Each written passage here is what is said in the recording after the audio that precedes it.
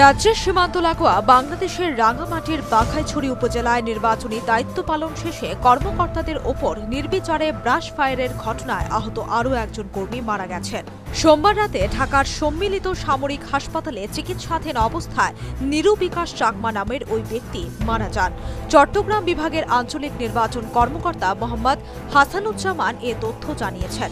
গত 18 March vote গ্রহণ শেষে কংলাক সরকারি প্রাথমিক বিদ্যালয়, মাচালং সরকারি প্রাথমিক বিদ্যালয় ও বাঘাইহাট সরকারি প্রাথমিক বিদ্যালয় থেকে ফেরার পথে নির্বাচন কর্মীদের ওপর সশস্ত্র হামলা হয়। ওই হামলায় ঘটনাস্থলে 6 জন এবং হাসপাতালে নেওয়ার পথে আরও একজন মারা যান। সোমবার রাতে নিরু চাকমা সহ ওই ঘটনায় এখনও পর্যন্ত নিহতের সংখ্যা 8 জনে দাঁড়িয়েছে।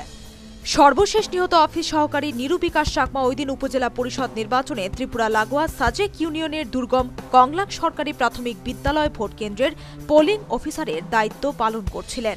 ওইদিন বাঘাইছড়ি দীঘিনালা সড়কের 9 মাইল এলাকায় নির্বাচন কর্মকর্তা ও আইন শৃঙ্খলা বাহিনীর সদস্যদের বহনকারী চাঁদের গাড়িগুলোর ওপর হামলা করে সশস্ত্র সন্ত্রাসীরা। পুলিশের ভাষ্য, 3টি কেন্দ্রের প্রিজাইডিং কর্মকর্তা, পোলিং কর্মকর্তা, পুলিশ এবং আনসার ও ভিডিপির সদস্যরা বিজিবির পাহারায় 3টি চাঁদের গাড়িতে করে দীঘিনালা ফিরছিলেন।